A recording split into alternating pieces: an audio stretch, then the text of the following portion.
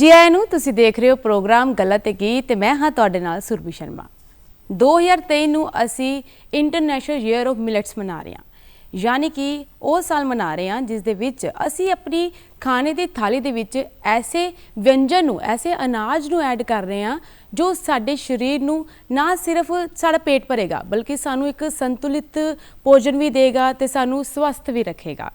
इस साल असी एक शुरुआत की है मोटे अनाज नूं बहुत ज़्यादा जागरूक करन दी, ताकि असी अपनी थाली दे विच मोटे अनाज नूं शामिल कर सकीए। बहुत समय पहला साडी थाली दे विच मोटा अनाज शामिल हुंदा सी, पर 60 दशक तो बाद ये साडी थाली तो दूर हुंदा गया ते साडी थाली दे विच चावल ते गेहूं ने जगह लै ली। सो हुण दोबारा इसनूं कोशिश की जा रही है थाली दे विच शामिल करन दी। सो बहुत सारे फायदे ने इहदे, की कुछ फायदे ने इहदे बारे पता होना सानू बहुत जरूरी है। इस सब बारे साडे नाल अज गलबात करन दे लई पहुंचे ने साडे स्टूडियो दे विच डॉक्टर रितु सुधाकर जी, जो एक डाइटिशियन है। बहुत बहुत स्वागत है मैम तुहाडा साडे स्टूडियो दे विच। जिवें कि मैम पहले दशक दे विच ना इसनूं असी अपने खाने की थाली ते शामिल करते सी, मोटा अनाज सब खांदे सी, फिर एकदम ही दूर हो गया ते ये एक्चुअली इदां सब होया क्यों है? जिवें तुसीं हुणे खुद मैंशन किया कि ये सब जो हरित क्रांति या ग्रीन रेवोल्यूशन दे करके होया, क्योंकि उस टाइम कनक दियां ते चावल दियां हाई प्रोड्यूसिंग जिहड़ियां वैराइटीज़ हैगियां ईल्ड वालियां वो आ गईयां ते सबनों वो बैटर और सस्तियां लगन लगियां ते सब उधरली वल चलन लगे। ते पर यह है कि हुण जिवें तुसीं कह रहे हो कि असीं अपनी रूट्स से वापस जा रहे हैं, हाँ असीं रियलाइज़ कर लिया कि साडी सेहत लई जिहड़ियां पुरानियां चीज़ां सी वो ज़्यादा अच्छियां हैगियां ते वो कारण है कि जिहड़ा कि साडी प्लेट्स दे विच वापस अपनी थां पा रहा है। इस साल नूं असीं इंटरनेशनल मिलेट्स ईयर भी मना रहे हैं, इस बार भी थोड़ा सारे दर्शकों नूं दसो कि क्यों मना रहे हैं? जी वो इसे करके बेसिकली कि हुण सबनों मतलब पता लग्या है कि जिहड़े मिलेट्स ने ये साडी सेहत लई किन्ने चंगे ने ते किस तरह असीं अपनी पुरानियां चीज़ां नूं जिन्हां नूं भुल चुके सी असीं उन्हां नूं रिवाइव करना है ताकि वो साडी डाइट दे विच वापस आन। ते ये सिर्फ ना सिर्फ इंडिया विच बल्कि ऑल ओवर द वर्ल्ड सब ने ये रियलाइज़ किया है कि मिलेट्स आर हैल्दी ते इन्हां नूं साडी डाइट दे विच वापस लियाना है जिस तरह भी, ते उस लई ये एक तरह सैलीब्रेट किया जा रहा है। मोटे अनाज की गल करने हैं, मोटे अनाज की अगर आप परिभाषा की गल करिए तो किस तरीके इन्हू परिभाषित कर सकते कि मोटा अनाज आखिर है की है? देखो ये जिवें बाकी अनाज होंदे है सीरीयल्स असीं कहने हैं उस तरह हैगे है, पर क्योंकि इन्हां च कुछ जिहड़े मिलेट्स ने वो वड्डे साइज़ दे ने दैन नॉर्मल अदर मिलेट्स, ते इस करके इन्हां नूं शुरू च कॉमन लोगों लई एक मोटा अनाज कह के उन्हां नूं दसना शुरू कर दिता गया। पर हुण एक्चुअली इन्हां दे होर नॉमनक्लेचर होर नामाकरण हो चुके हैं, जिवें कि मूल अनाज या फिर इन्हां नूं श्री अन्न भी कहा जाता है, तो जिंदे तो इन्हां दी इंपॉर्टेंस पता लगती है। उस तो इलावा किसानों नूं भी ना सरकार वालों जागरूक किया जा रहा है कि इसनूं ज़्यादा तो ज़्यादा उपजाओ। एक ही वजह है कि जो किसानों नूं इसलिए बहुत ज़्यादा जागरूक किया जा रहा है। देखो इनके क्योंकि जो फायदे है मिलेट्स के वो सिर्फ सेहत ਲਈ नहीं है, ईवन अदरवाइज जो किसानों ਲਈ सोचिए तो ये बहुत फायदेमंद है इन्हों ग्रो करना, क्योंकि कुछ चीज़ां है जिवें एक तो इन्हां दा हारवेस्टिंग पीरियड बहुत घट है बाकियों तो, ये तकरीबन मोस्ट ऑफ द मिलेट्स जिन्ने भी है ने 100 दिनों के तैयार हो जाते हैं। ठीक है, एक क्रॉप रोटेशन लिए भी अच्छे ने ते इन्हां ये हार्डी तो Hardy I mean circumstances they which grow हो जाते हैं। इन्हां नूं बहुत ज़्यादा सन दी ते लाइट की जरूरत नहीं होंदी, इन्हां नूं पानी इन्हां दी जिहड़ी यूजेज हैगी है वो बहुत घट है। इस करके जिहड़े पीड़ा आई मीन जिहड़े एरियाज़ ने जिथे ड्रॉट हुंदा है जी उत्थे भी ग्रो हो जाते हैं, राजस्थान दे विच भी ग्रो होंदे ने, तां वो इन्हां सब कारण दे करके ये साडी सॉइल दे लई बहुत जरूरी ने ते बहुत अच्छे ने, एनवायरमेंट फ्रेंडली ने, एंड द बेस्ट पार्ट इस कि इन्हां नूं कीड़ा नहीं लगता, इन्हां नूं फर्टिलाइजर्स दी ते बहुत ज़्यादा देखभाल की भी जरूरत नहीं होंदी। तो ये जिहड़े सारे कारण है ये सारे साडे किसान भाइयों लई बहुत फायदेमंद ने ते इनडायरैक्टली साडी हैल्थ लई भी ते एनवायरमेंट लई भी। इस करके किसानां नूं जागरूक किया जा रहा है कि उन्होंने ज़्यादा तो ज़्यादा ग्रो करना चाहिए है। इस दे नाल ही आम जनता नूं भी जागरूक किया जा रहा है कि वो भी अपनी थाली दे विच इसनूं शामिल करन किसानां दे नाल नाल। ते तुसीं कह रहे हो कीड़ा नहीं लगता, ते किन्नी कि देर लई असीं इहनूं स्टोर करके रख सकते? फिर नहीं इहदे मैं एक्चुअली इंज कोई टर्म्स जे तुसीं मैनूं पूछो कि टैक्नीकल तां I may not be able to answer, but बहुत महीने इन्हां दी स्टोरेज मतलब तुसीं विदाउट एनी पेस्टिसाइड कर सकते हो। तो मेरा पर्सनल एक्सपीरियंस है कि पिछले 4 साल तो मेरे को थोड़े जे मिलेट्स पे ने जिहड़े बिल्कुल जिन्हां दा कुछ भी नहीं बिगड़िया, ते I don't provide any special care to them. तो जिवें वो अनाज हुंदे बल्कि दूसरे अनाज तुसीं सीजन जिवें चेंज हुंदा उन्हां नूं कीड़ा लग जांदा है। ਕਿੰਨੇ ਕੁ ਸਾਲ ਹੋ ਗਏ ਤੁਹਾਨੂੰ ਅਨਾਜ ਰੱਖੇ ਨੂੰ? ਨਹੀਂ ਵੈਸੇ ਤਾਂ ਮਤਲਬ ਆਬਵੀਅਸਲੀ ਜਿੱਤੇ ਘਰੇ ਤਾਂ ਯੂਜ਼ ਹੋ ਜਾਂਦਾ ਤੇ ਇੰਨਾ ਨਹੀਂ ਰੱਖਿਆ ਹੁੰਦਾ, ਬਟ ਮੈਂ ਕੁਝ ਜਿਵੇਂ ਆਪਣੀ ਪੇਸ਼ੈਂਟ ਐਜੂਕੇਸ਼ਨ ਲਈ ਛੋਟੇ ਛੋਟੇ ਪਾਊਚਸ ਬਣਾ ਕੇ ਰੱਖੇ ਹੋਏ ਆ ਪੇਸ਼ੈਂਟਸ ਨੂੰ ਦਿਖਾਉਣ ਲਈ। ਰੱਖਿਆ ਹੋਇਆ ਨਾਲ ਆਪਣੇ? ਹਾਂ ਡੈਫੀਨਿਟਲੀ, ਕਿਉਂਕਿ ਜਦੋਂ ਤੁਸੀਂ ਚੀਜ਼ ਦਿਖਾਉਂਦੇ ਹੋ ਨਾ ਪੇਸ਼ੈਂਟਸ ਨੂੰ ਤਾਂ ਦੈਨ ਫਿਰ ਉਹਦਾ ਇੱਕ ਜੋ ਅਸਰ ਹੁੰਦਾ ਹੈ ਉਹ ਯਾਦ ਬੈਟਰ ਰੱਖਦਾ ਹੈ। ਜੀ, ਮੋਟਾ ਅਨਾਜ ਦੇ ਵਿੱਚ ਕਿਹੜੇ-ਕਿਹੜੇ ਹੋਰ ਅਨਾਜ ਜਿਹੜੇ ਨਾ ਸ਼ਾਮਲ ਹੁੰਦੇ ਨੇ? ਦੇਖੋ ਮੋਟਾ ਅਨਾਜ ਤਾਂ ਇੱਕ ਜਨਰਲ ਟਰਮ ਹੈ, ਉਹਦੇ ਵਿੱਚ ਜਿਵੇਂ ਜੋ ਮੋਸਟ ਕਾਮਨਲੀ ਯੂਜ਼ ਹੁੰਦੇ ਰਹੇ ਹੈ ਸ਼ੁਰੂ ਤੋਂ ਹੀ ਤੇ ਹਮੇਸ਼ਾ, ਉਹ ਹੈ ਜਵਾਰ ਤੇ ਬਾਜਰਾ। ਜੀ ਠੀਕ ਹੈ, ਇੱਕ ਰਾਗੀ ਬੜੀ ਕਾਮਨਲੀ ਯੂਜ਼ ਹੁੰਦੀ ਰਹੀ ਹੈ,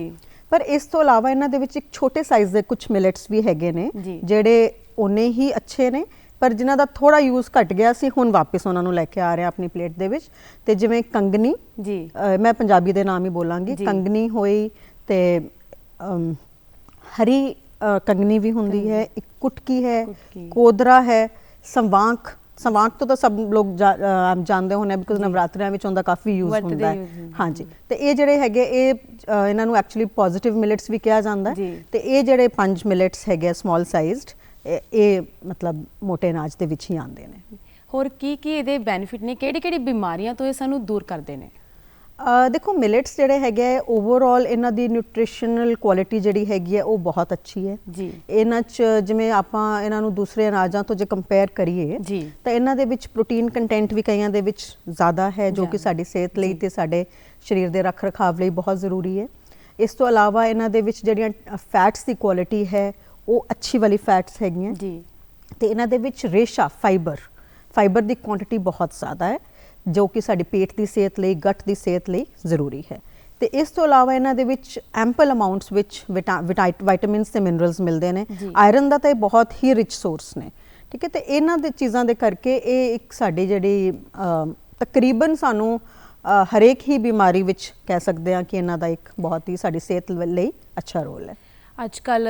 ਹਾਰਟ ਅਟੈਕ ਦੀ ਬਹੁਤ ਸਮੱਸਿਆ ਆ ਰਹੀ ਹੈ ਨਾ, ਉਸ ਦੇ ਨਾਲ ਕੈਂਸਰ ਇੱਕ ਆਮ ਬਿਮਾਰੀ ਬਣਦੀ ਜਾ ਰਹੀ ਹੈ, ਕਿ ਇਹਦੇ ਵਿੱਚ ਵੀ ਇਹਦੇ ਬਹੁਤ ਸਾਰੇ ਗੁਣ ਨੇ ਜਿਹੜੇ ਦੀ ਮਦਦ ਕਰਦੇ ਨੇ ਇਸ ਬਿਮਾਰੀ ਤੋਂ ਬਚਣ ਦੇ? ਹਾਂਜੀ, ਉਹ ਜਿਵੇਂ ਮੈਂ ਤੁਹਾਨੂੰ ਹੁਣ ਦੱਸਿਆ ਕਿ ਦੇਖੋ ਹਾਰਟ ਡਿਜ਼ੀਜ਼ ਤੇ ਜੇ ਦੀ ਆਪਾਂ ਗੱਲ ਕਰੀਏ ਤਾਂ ਉਹਦੇ 'ਚ ਸਾਨੂੰ ਇੱਕ ਤਾਂ ਅੱਛੀਆਂ ਫੈਟਸ ਜੇ ਸਾਡੀ ਡਾਈਟ ਵਿੱਚ ਹੈਗੀਆਂ ਤਾਂ ਉਹ ਸਾਡੀ ਆਰਟਰੀਜ਼ ਨੂੰ ਕਲੌਗ ਨਹੀਂ ਕਰਦੀਆਂ। ਦੂਸਰਾ ਇੱਕ ਫਾਈਬਰ ਦਾ ਰੋਲ ਹੁੰਦਾ ਹੈ ਹਾਰਟ ਡਿਜ਼ੀਜ਼ ਦੇ ਵਿੱਚ, ਕਿ ਜੇ ਸਾਡੀ ਖੁਰਾਕ ਦੇ ਵਿੱਚ ਰੇਸ਼ਾ ਜਾਂ ਫਾਈਬਰ ਜ਼ਿਆਦਾ ਹੈ ਤਾਂ ਉਹ ਸਾਡੀ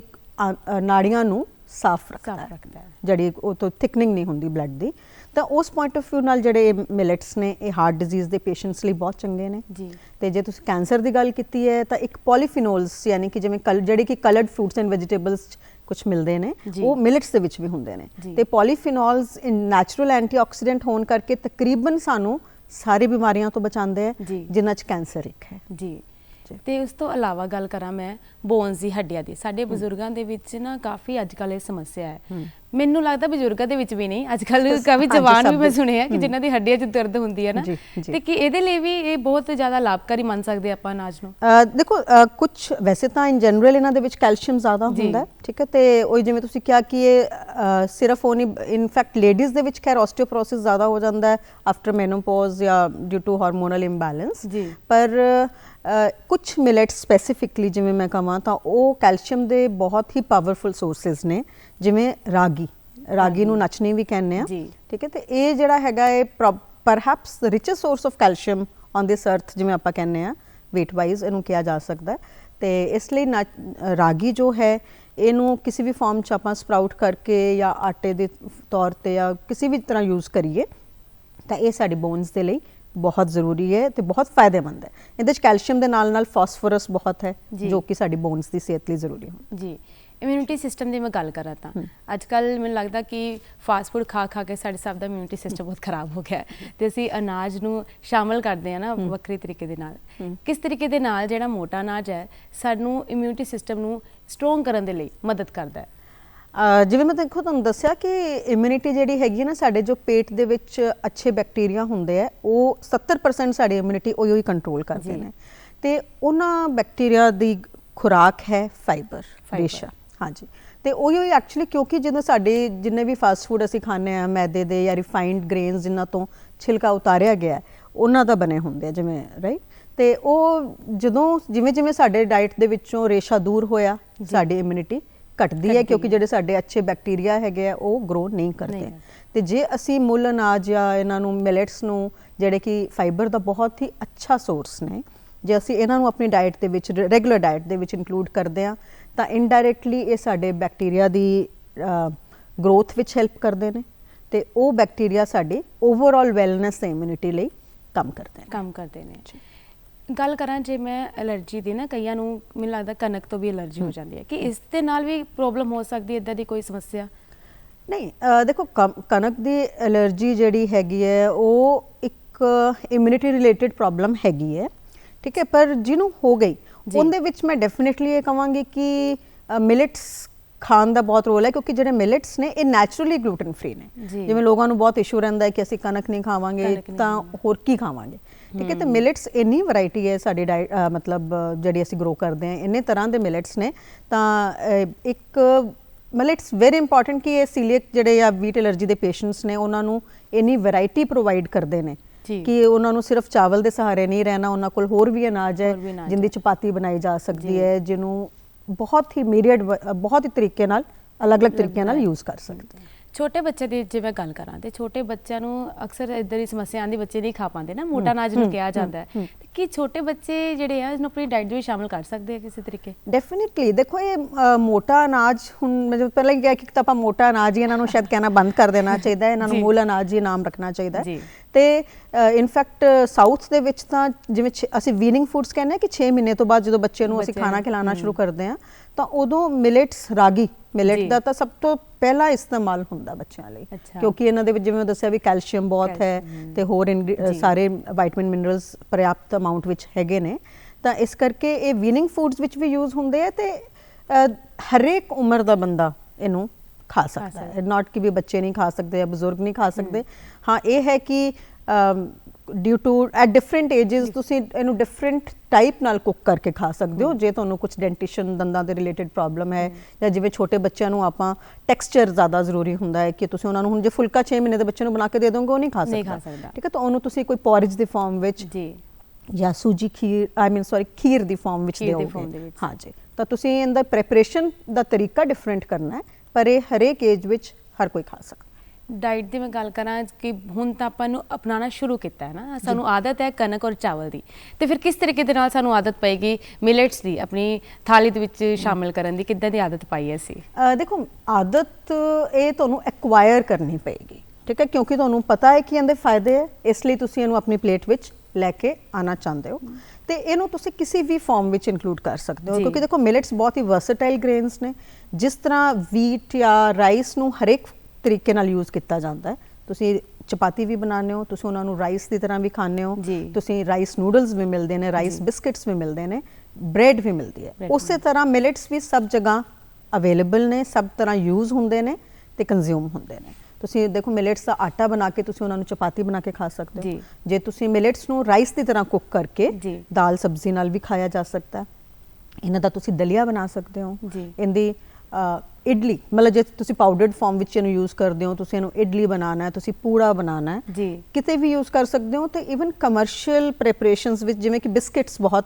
ਅਵੇਲੇਬਲ ਨੇ ਅੱਜ ਕੱਲ੍ਹ ਮਿਲਟਸ ਦੇ ਬਣੇ ਹੋਏ, ਐਂਡ ਟਰਸਟ ਮੀ ਬਹੁਤ ਸਵਾਦ ਵੀ ਨੇ ਜੀ। ਇਟਸ ਜਸਟ ਕਿ ਇੱਕ ਵਾਰੀ ਕੌਨਸ਼ੀਅਸ ਐਫਰਟ ਕਰਨ ਦੀ ਜ਼ਰੂਰਤ ਹੈ ਕਿ ਅਸੀਂ ਮੈਦੇ ਵਾਲੀ ਚੀਜ਼ ਨਹੀਂ ਖਾਣੀ ਜਾਂ ਵੀਟ ਵਾਲੀ ਨਹੀਂ ਖਾਣੀ ਤੇ ਅਸੀਂ ਇਹ ਵਾਲੀ ਖਾਣੀ ਹੈ ਜੀ। ਤੇ ਨੂਡਲਸ ਤੱਕ ਅਵੇਲੇਬਲ ਨੇ, ਤਾਂ ਤੁਸੀਂ ਜਿਸ ਤਰ੍ਹਾਂ ਚਾਹੋ ਮਿਲਟਸ ਨੂੰ ਆਪਣੀ ਡਾਈਟ ਦੇ ਵਿੱਚ ਇਨਕਲੂਡ ਕਰ ਸਕਦੇ ਹੋ। ਇਟਸ ਜਸਟ ਕਿ ਤੁਸੀਂ ਕਰਨਾ ਹੈ ਜੀ। ਸੋ ਮਿਲਟਸ ਦੇ ਬਹੁਤ ਸਾਰੇ ਫਾਇਦੇ ਨੇ, ਹੋਰ ਕੀ ਕੁਝ ਫਾਇਦੇ ਨੇ, ਕਿਸ ਤਰੀਕੇ ਦੇ ਨਾਲ ਅਸੀਂ ਇਹਨੂੰ ਅਪਣਾਉਣਾ ਹੈ, ਇਹ ਸਭ ਕੁਝ ਅਸੀਂ ਗੱਲ ਕਰਾਂਗੇ, ਪਰ ਇਸ ਤੋਂ ਪਹਿਲਾਂ ਇੱਕ ਪਿਆਰਾ ਜਿਹਾ ਅਸੀਂ ਗੀਤ ਸੁਣ ਲੈਂਦੇ ਹਾਂ। ਇੱਧਰ ਕਣਕਾਂ ਵਿੱਚ ਕਣਕਾਂ ਦੇ ਬੂਰ ਪਿਆ, ਮੁਟਿਆਰੇ ਜਾਣਾ ਦੂਰ ਪਿਆ। ਇੱਧਰ ਕਣਕਾਂ ਵਿੱਚ ਕਣਕਾਂ ਦੇ ਬੂਰ ਪਿਆ, ਮੁਟਿਆਰੇ ਜਾਣਾ ਦੂਰ ਪਿਆ, ਮੁਟਿਆਰੇ ਜਾਣਾ ਦੂਰ ਪਿਆ।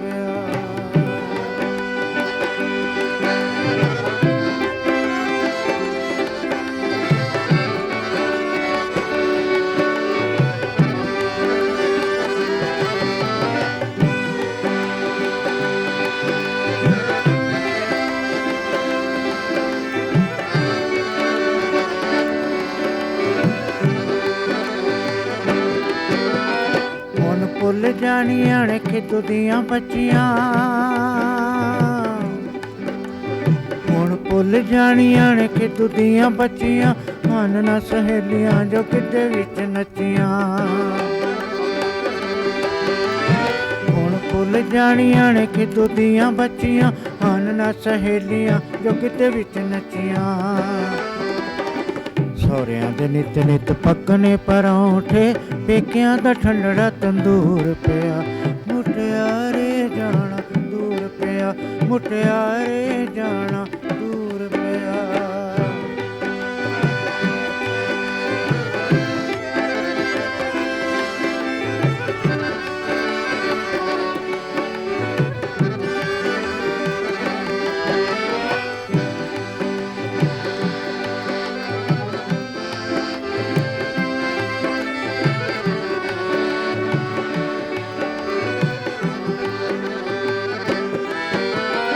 ਆਲਿਆਂ ਚ ਗੁੱਡੀਆਂ ਪਟੋਲੇ ਨੇ ਉਡੀਕਦੇ ਆਲਿਆਂ ਚ ਗੁੱਡੀਆਂ ਪਟੋਲੇ ਨੇ ਉਡੀਕਦੇ ਰੰਗਲੇ ਪੰਗੂੜੇ ਤੇਰੀ ਯਾਦ ਵਿੱਚ ਚੀਕਦੇ ਆਲਿਆਂ ਚ ਗੁੱਡੀਆਂ ਪਟੋਲੇ ਨੇ ਉਡੀਕਦੇ ਰੰਗਲੇ ਪੰਗੂੜੇ ਤੇਰੀ ਯਾਦ ਵਿੱਚ ਚੀਕਦੇ ਪਰ ਤੇਰੇ ਹੱਥਾਂ ਵਿੱਚ ਮੌਲੀਆਂ ਕਲੀ ਚੜੇ ਮਾਂਗ ਵਿੱਚ ਡੁੱਲਦਾ ਸੰਦੂਰ ਪਿਆ ਮੁਟਿਆਰੇ ਜਾਣਾ ਦੂਰ ਪਿਆ ਮੁਟਿਆਰੇ ਜਾਣਾ ਦੂਰ ਪਿਆ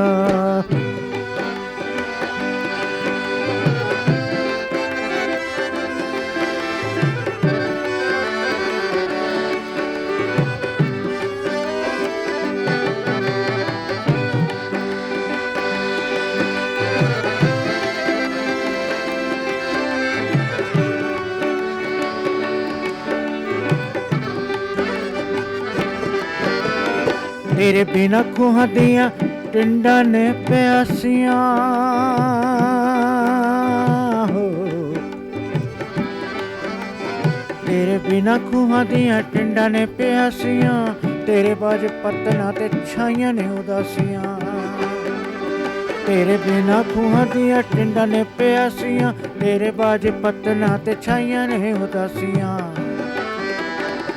ਟਾਕਾਂ ਉੱਤੇ ਘੜਿਆਂ ਨੂੰ ਰੱਖ ਕੇ ਉਡੀਕਦਾ ਏ ਸਖੀਆਂ ਸਹੇਲੀਆਂ ਦਾ ਪੂਰ ਪਿਆ ਮੁਟਿਆਰੇ ਜਾਣਾ ਦੂਰ ਪਿਆ ਮੁਟਿਆਰੇ ਜਾਣਾ ਦੂਰ ਪਿਆ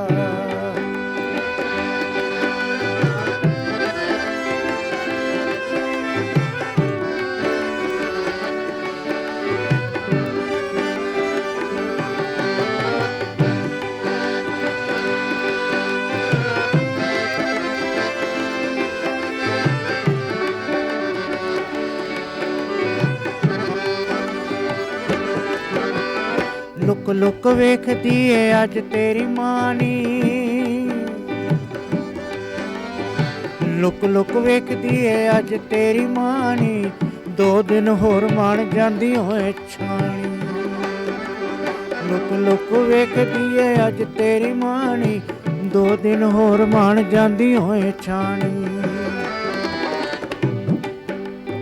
ਪਰ ਤੈਨੂੰ ਅੱਜ ਤੇ ਹੈ ਖਿੱਚ ਖਿੱਚ ਲਈ ਜਾਂਦਾ ਤੇਰੀ ਹੀ ਜਵਾਨੀ ਦਾ ਕਸੂਰ ਪਿਆ ਮੁਟਿਆਰੇ ਜਾਣਾ ਦੂਰ ਪਿਆ ਮੁਟਿਆਰੇ ਜਾਣਾ ਦੂਰ ਪਿਆ ਪ੍ਰੋਗਰਾਮ ਗਲਤ ਗੀਤ ਤੁਸੀਂ ਦੇਖ ਰਹੇ ਹੋ ਤੇ ਅੱਜ ਅਸੀਂ ਪ੍ਰੋਗਰਾਮ ਦੇ ਵਿੱਚ ਅਸੀਂ ਗੱਲ ਕਰ ਰਹੇ ਹਾਂ ਜੀ ਮਿਲਟਸ ਬਾਰੇ ਮਿਲਟਸ ਦੇ ਕੀ ਫਾਇਦੇ ਨੇ ਕੀ ਨੁਕਸਾਨ ਨੇ ਤੇ ਸਭ ਬਾਰੇ ਗੱਲ ਕਰਨ ਦੇ ਲਈ ਸਾਡੇ ਸਟੂਡੀਓ ਦੇ ਵਿੱਚ ਪਹੁੰਚੇ ਨੇ ਡਾਕਟਰ ਰੀਤੂ ਸੁਦਾਗਰ ਜੀ ਸੋ ਮੈਮ ਅਸੀਂ ਮਿਲਟਸ ਦੀ ਗੱਲ ਕਰ ਰਹੇ ਸੀ ਇੱਕ ਵਾਰ ਫਿਰ ਸਾਡੇ ਦਰਸ਼ਕਾਂ ਨੂੰ ਦੱਸੋ ਕਿ ਮਿਲਟਸ ਦੇ ਕੀ ਫਾਇਦੇ ਨੇ ਤੇ ਕਿਹੜੇ-ਕਿਹੜੇ ਗੁਣ ਇਹਦੇ ਵਿੱਚ ਪਾਏ ਜਾਂਦੇ ਨੇ ਦੇਖੋ ਜੋ ਮਿਲਟਸ ਨੇ ਜਾਂ ਮੋਟੇ ਅਨਾਜ ਜਾਂ ਮੂਲ ਅਨਾਜ ਇਹ ਐਕਚੁਅਲੀ ਸਾਡੀ ਡਾਈਟ ਦੇ ਵਿੱਚ ਜੋ ਅਨਾਜ ਦਾ ਹੈ ਉਹਦਾ ਸਬਸਟੀਟਿਊਟ ਨੇ ਤੇ ਇਹ ਜੇ ਅਸੀਂ ਬਾਕੀ ਜਿਹੜੇ ਕਾਮਨਲੀ ਯੂਜ਼ਡ ਅਨਾਜ ਹੈਗੇ ਆ ਜਿਵੇਂ ਕਿ ਚਾਵਲ ਹੈ ਜਾਂ ਕਣਕ ਇਹ ਮੈਂ ਤੁਹਾਨੂੰ ਇਹ ਦੱਸਣਾ ਚਾਹ ਰਹੀ ਕਿ ਉਹਨਾਂ ਤੋਂ ਇਹ ਕਿਸ ਤਰ੍ਹਾਂ ज़्यादा सुपीरियर ने ते इन्हां दे विच देखो एक तो है कि प्रोटीन की मात्रा जी बाकी दोनों अनाज तो कंपैरेटिवली थोड़ी ज़्यादा है तो जिवें तुहानूं सबनूं पता है कि प्रोटीन जिहड़ा हैगा वो साडे बॉडी दे सैल्स नूं कोशिकावां नूं बना के रखण लई ज़रूरी है जी। तो प्रोटीन के अलावा जे आपां फैट्स की गल करिए तो यह है कि इन्हां दे विच जिहड़े फैट्स की क्वांटिटी है वो ਕੁਆਲਿਟੀ ਆਈ ਵੁੱਡ ਸੇ ਕਿ ਜਿਹੜੇ ਫੈਟਸ ਹੈਗੇ ਨੇ ਉਹ ਅੱਛੇ ਵਾਲੇ ਫੈਟਸ ਇਹਨਾਂ ਦੇ ਵਿੱਚ ਜ਼ਿਆਦਾ ਪਾਏ ਜਾਂਦੇ ਨੇ, ਜਿਹੜੇ ਕਿ ਸਾਡੇ ਹਾਰਟ ਲਈ ਅੱਛੇ ਨੇ ਜਾਂ ਓਵਰਆਲ ਸਾਡੇ ਬਾਡੀ ਨੂੰ ਡਿਜ਼ੀਜ਼ ਤੋਂ ਬਚਾ ਕੇ ਰੱਖਦੇ ਨੇ। ਤੇ ਇਸ ਤੋਂ ਇਲਾਵਾ ਇੱਕ ਇਹਨਾਂ ਦੇ ਵਿੱਚ ਇਹ ਹੈ ਕਿ ਫਾਈਬਰ ਬਹੁਤ ਜ਼ਿਆਦਾ ਹੈ ਤੇ ਕਈ ਜਿਹੜੇ ਮਿਲਟਸ ਨੇ ਇਹਨਾਂ ਦੇ ਵਿੱਚ ਕਾਰਬੋਹਾਈਡਰੇਟ ਕੰਟੈਂਟ ਘੱਟ ਹੋਣ ਕਰਕੇ ਇਹਨਾਂ ਦਾ ਜਿਵੇਂ ਯੂਜ਼ ਹੈਗਾ ਮੋਟਾਪੇ ਲਈ ਜਾਂ ਸ਼ੂਗਰ ਲਈ ਜਾਂ ਹਾਰਟ ਡਿਜ਼ੀਜ਼ ਲਈ ਕੀਤਾ ਜਾਂਦਾ ਹੈ ਤੇ ਕਰਨਾ ਚਾਹੀਦਾ ਜੀ। ਤੇ ਜਦੋਂ ਮੈਂ ਗੱਲ ਕਰ ਰਹੀ ਹਾਂ ਕਿ vitamin and minerals the, millets ਦੇ ਵਿੱਚ ਇੰਨਾ ਆਇਰਨ ਹੁੰਦਾ ਹੈ ਜੋ ਕਿ ਵੀਟ ਤੇ ਬਾਕੀ ਅਨਾਜਾਂ ਦੇ ਵਿੱਚ ਨਹੀਂ ਹੁੰਦਾ। ਤੇ ਇਸ ਤੋਂ ਇਲਾਵਾ ਕੈਲਸ਼ੀਅਮ ਹੈ, ਫਾਸਫੋਰਸ ਹੈ, ਮੈਗਨੀਸ਼ੀਅਮ ਹੈ, ਠੀਕ ਹੈ ਜੀ, ਅਸੈਂਸ਼ੀਅਲ ਅਮਾਈਨੋ ਐਸਿਡਸ ਤੇ ਫੈਟੀ ਐਸਿਡਸ, ਇਹ ਸਾਰੇ ਸਾਨੂੰ ਮਿਲਟਸ ਤੋਂ ਮਿਲਦੇ ਨੇ। ਤਾਂ ਇਹ ਇੱਕ ਤਰ੍ਹਾਂ ਅਨਾਜਾਂ ਦੇ ਵਿੱਚ ਅਸੀਂ ਇਹਨਾਂ ਨੂੰ ਸੁਪਰ ਫੂਡ ਕਹਿ ਸਕਦੇ ਹਾਂ ਜੀ। ਤੇ ਇਹ ਇਹਨਾਂ ਦੇ ਜਿਹੜੇ ਹੈਗੇ ਮੇਨਲੀ ਫਾਇਦੇ ਨੇ। ਮੋਟਾਪੇ ਦੀ ਗੱਲ ਕਰ ਲਾਂਦਾ ਨਾ, ਲੋਕ ਬਹੁਤ ਸਾਰੇ ਜਿਹੜੇ ਮੋਟਾਪੇ ਦਾ ਸ਼ਿਕਾਰ ਵੀ ਨੇ, ਪਰੇਸ਼ਾਨ ਵੀ ਨੇ। ਇਹਦੇ ਲਈ ਲੋਕ ਨਾ ਰੋਟੀ ਵੀ ਛੱਡ ਦਿੰਦੇ ਨੇ। ਸੋ ਮੋਟਾਪੇ ਨੂੰ ਕਿਸ ਤਰੀਕੇ ਦੇ ਨਾਲ ਇਹ ਅਨਾਜ ਜਿਹੜਾ ਹੈ ਨਾ ਫਾਇਦਾ ਦੇ ਸਕਦਾ? ਦੇਖੋ, ਇੱਕ ਤਾਂ ਜੋ ਅਲਟੀਮੇਟ ਟ੍ਰੀਟਮੈਂਟ ਤਾਂ ਇਹ ਹੈ ਕਿ ਸਾਨੂੰ ਆਪਣੀ ਖੁਰਾਕ ਘਟਾਣੀ ਪੈਂਦੀ ਹੈ, ਕਿਉਂਕਿ ਅਸੀਂ ਮੋਟਾਪਾ ਜ਼ਿਆਦਾਤਰ ਉਦੋਂ ਹੁੰਦਾ ਜਦੋਂ ਅਸੀਂ ਜ਼ਰੂਰਤ ਤੋਂ ਜ਼ਿਆਦਾ ਖਾ ਰਹੇ ਹੁੰਦੇ ਹਾਂ, ਜਿੰਨਾ ਅਸੀਂ ਉਹਨੂੰ ਹਜਮ ਨਹੀਂ ਕਰਦੇ ਜੀ। ਤੇ ਪਰ ਇਹ ਹੈ ਕਿ ਉਹਦੇ ਨਾਲ ਜਿਹੜੀ ਪ੍ਰੋਬਲਮ ਆਉਂਦੀ ਹੈ, ਜਿਹੜੇ ਲੋਕ ਹੈਬਿਚੁਅਲ weight loss ਡਾਈਟਸ ਤੇ ਰਹਿੰਦੇ ਨੇ, ਕਿ ਉਹਨਾਂ ਨੂੰ ਭੁੱਖ ਲੱਗੇਗੀ ਜੇ ਤੁਸੀਂ ਚਪਾਤੀ ਬੰਦ ਕਰਤੀ ਹੈ, ਖਾਣਾ ਘੱਟ ਕਰਤਾ।